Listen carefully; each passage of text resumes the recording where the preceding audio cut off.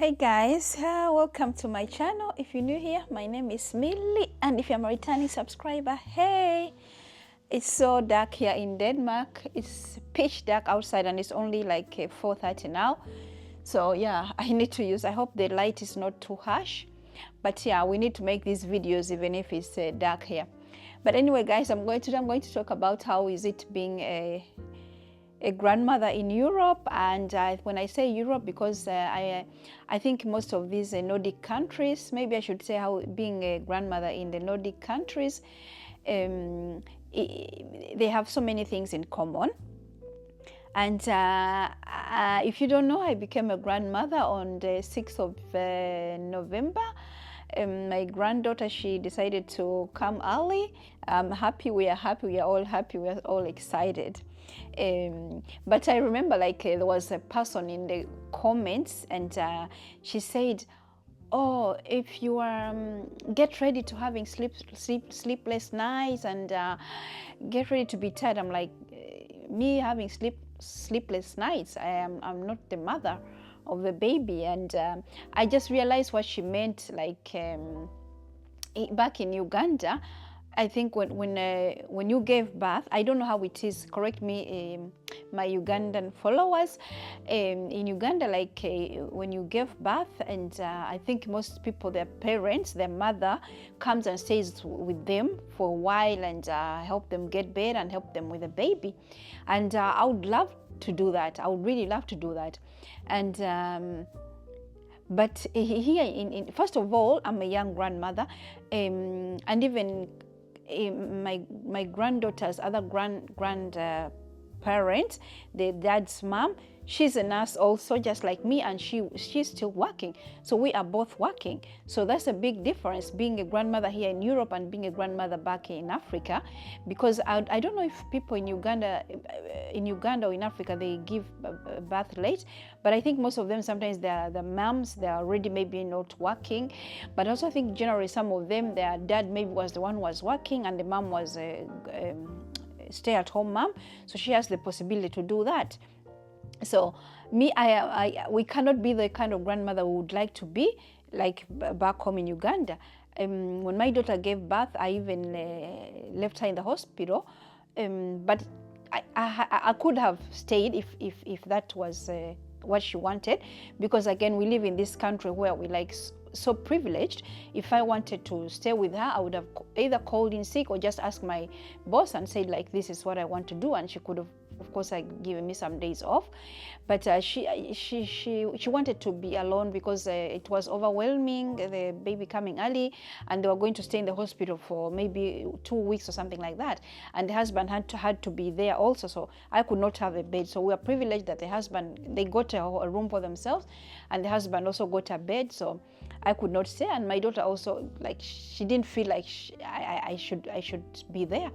But yeah, I think another person said, oh yeah, like Emilia, if you are here in Uganda, in our culture, she said, oh, our culture is so good, because if you are here in Uganda, we have a good culture. You'll be out there with your daughter when she gave birth. And I was like, yeah, I don't know, because I think I like both cultures, because like I said, I'm working, and me still working, I'm paying taxes, so my daughter can have it easy at the hospital. We working and paying taxes means that my daughter is able to stay in the hospital, not worrying about nothing, She doesn't have to worry about food. She doesn't have to worry about, even if the baby, she didn't have milk, if she diapers, everything, they were given that as long as they're in the hospital. So in a way, we are working, so we can have this kind of society, because you can't get that back in Uganda. If you have to stay in the hospital for a long time like this with a baby, you have to pay. Yes, of course, you can go in the free hospitals, but you, my Ugandan followers, you know how the free hospitals are. But so I think we can't say the one lifestyle is better than the other. They have both. They have their pros and cons, But I think for me here is if I was already maybe 67 or something, I would not be working, I would have already stopped working. But it's because I think young people here in Denmark, I think they give birth early. I have a feeling like a lot of young girls, I think already 24, 25, but most of them, they want to give birth by the time they're 30, whereas I think like in Uganda, people, they give birth when I don't think there's that pressure, like, oh, you should have give birth before this, because the older you get, because in Uganda, people like they're in 60s and they're still giving birth. Women, they'll give birth until they can't give birth anymore. But I think there's a thing here, like the older you get, the more complicated it will be, and you get kids who have all these deformities. Like you might get kids who have some kind of problems, if you wait. So people have kids early. And I remember when I was in nursing school, a lot of girls who were around 24, 25, all of them, as soon as they finished nursing school, they all got married, they all had children. So they make us some of us younger grandparents, and we cannot do that. And even if, like Claudia and I, we live 3.5 hours from each other, but because even if I was still living close to her, I think I'll help her out more. But I still have to get up and go to work. I have to be at work at 7. So I could not like go and be with her like every day, unless I like took off some weeks and just stay with her.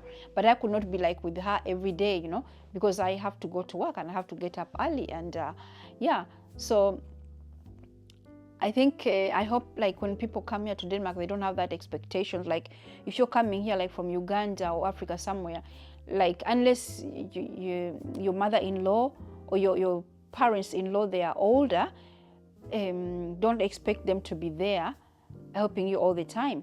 And even if actually they are older, people are still doing things, people are still out doing things, people are still going out to travel, older people here, they're old, they not old, they go on pension, but they're still like active. They're active doing this. Even the society here is telling them, be active, stay active, go travel, go do this and that.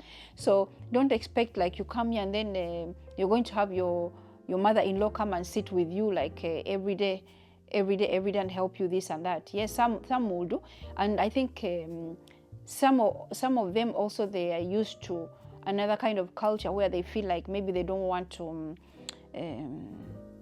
come in your space, So I think if you want them to come and help you, if you have to like be open, you have to tell them like, it's okay if you want to come and help me, like wash clothes, if you want to help me do this, because it's not something people do unless you can afford to have your own mother come here, live here with you and help you. You're going to have to do it alone. Everybody does it alone. I did it alone, and my daughter is going to have to do it alone.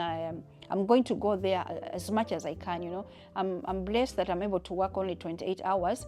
So sometimes I have like 3 days off, like 3 days, like Wednesday, Thursday, Friday. So I'm going to be able to go there and do everything I can to help her. But yeah. This is the modern grandparents, and I don't think it's only like in the Nordics. I think it's in many countries. Like it don't matter where you are, if you give birth young, even if in Africa, if you're younger, the girls who are giving birth at a young age, I think they're making their parents become grandparents at a young age, and they're probably having even sisters and brothers, and their mom or parent, they still have to work. So, but I think here in Denmark, many people, they work until they're like 60. Whereas I think like back in home in Uganda, many people, like if they work, a lot of people, they have children. So by the time they're at that age, their children are already working, and then they're taking care of them. That's a culture. People take care of their parents. So I think you're not going to meet a lot of people who are 60, 65 still working. But that's common here, and the government pushes people to work, and like when they go on their pension, they're still asking people to be able to go back to work. So like us, some nurses who went to pension, now because we lack nurses, they are asked to come back and work. And I think there was a problem with, like, if you want to go back to work, they would take money from your husband, or or they would take money from your husband's pension or something like that. And people are like, oh no, we're going to work for free. And now they changed that. People can go back and work. So these grandparents, they still go back and do some work in their old jobs. and they are going to concerts, they are going to travel, they are going to the gym, you know. They are meeting friends at cafes. They don't have the time to sit there and be like the grandparents like we knew them from old days. But I would love to do that. And if Claudia was living here, I think in all of my days off, I would be like telling her, let me take care of the baby. I would love to take care of the baby. I was there yesterday. Yeah, I was there yesterday, and I enjoyed it so much, and I can't wait to spend more time with them and spend more time with the baby also. I can't wait for them to come here, and I can tell them, you guys just go have a good time, you go have fun, and Yana and I will take care of the baby. They need this. The young people, they need to keep their relationship.